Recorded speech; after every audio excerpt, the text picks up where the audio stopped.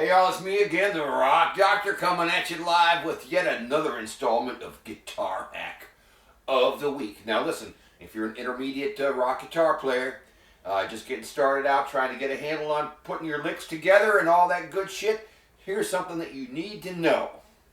So let's talk about the pentatonic scale, the one that everybody plays, the home scale, scale number 1 that I like to call it. And I'm playing in the 12th position. Let's not put a name to it yet. This guy in the 12th position.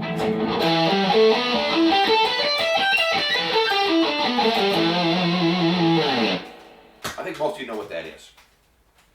A lot of times we call that the E pentatonic scale, and it is. It's E pentatonic minor. But it's also G pentatonic major. So I wanted to talk about it in a no-nonsense kind of way that doesn't involve a bunch of music theory. And I'm not against theory at all. I'm not. But here's a common sense way to be able to utilize this scale and the other 4 that are attached to it, and all your licks too, in a way where you can play in a minor environment and sound bluesy, or you can play in a major environment and make it sound kind of like Southern rock. Or the Allman Brothers, a lot of that stuff was sometimes they would use major pentatonics. It's kind of a happier sound as opposed to, sad and bluesy. So take a look at my dry erase board. Look what I've written down here. Look. G major and E minor pentatonic have the same notes. They contain the same freaking notes. It's the same scale.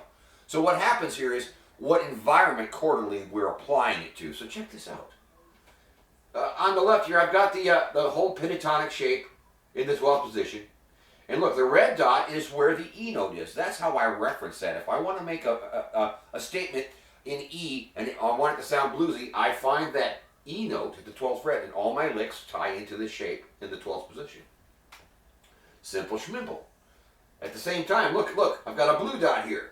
If I want to play in the key of G, I can use this same shape. I locate that G note, which is the 15th fret on the low E string. So you got to know where your notes are. But that will give you the G major pentatonic sound over an environment where G is the primary chord, or the progression is in G. And the second thing I wanted to do, take a look at the middle diagram. Look, here's the scale again. Look, the 12th fret pentatonic, but look what I did. Instead of describing this to you in a theoretical terms about triadic construction and all that shit, look, I superimposed an E minor chord. Hopefully you know that. I know you do. Right, the scale contains E minor, so of course it's going to sound good over an E minor environment. Yep, so there's that. And at the same time, look over here on the right. It might be hard to see with these blue dots, but look, I've got an open G chord superimposed in there. So that lives inside there too. So both those 2 chords, E minor and G, are built from are built from notes that come directly out of that pentatonic scale. Wow. So it's both major and minor.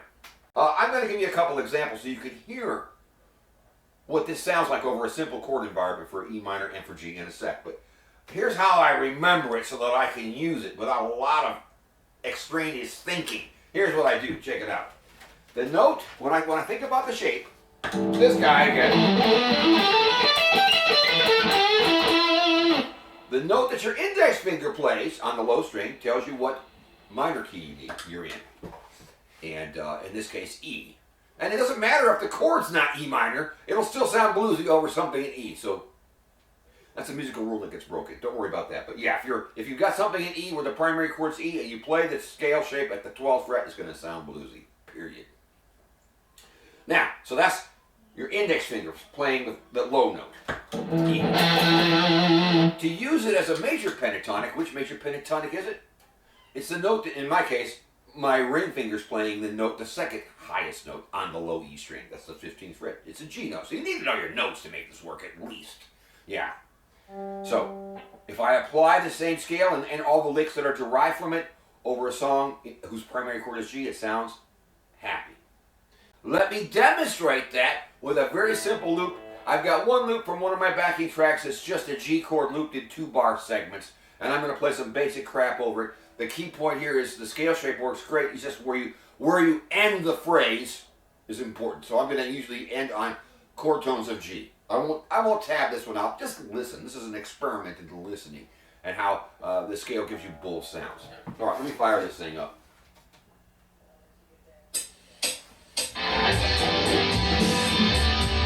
Yes, G major, here I go.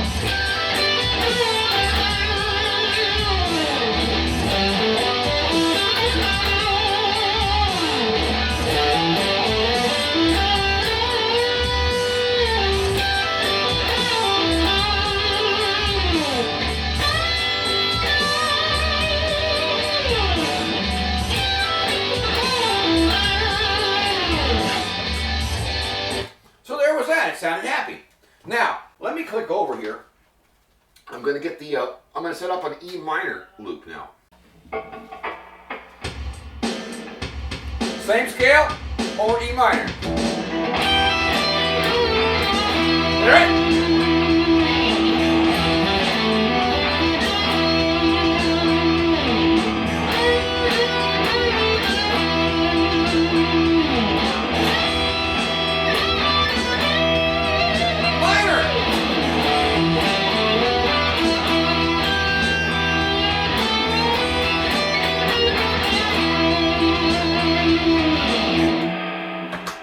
So that's it.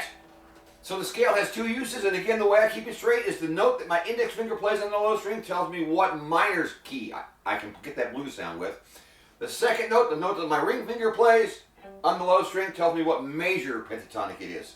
And it's as simple as that, but you can get tons of mileage out of that. So again, so this channel is all about getting the most mileage out of a little bit of knowledge, out of a simple scale shape, in this case the pentatonic, and out of a handful of licks. You can do so much with just so little, and that's really the key to get started. You don't need to overburden yourself with 10,000 licks. You just need a good handful of them and know what to do with them. All right, that's it. So it's me, the Rock Doctor. Don't forget to like, share, subscribe, leave a comment, order me a pizza, not vending machine pizza, and find me a hot chick bass player, please. Thank you. I'm out of here. Bye.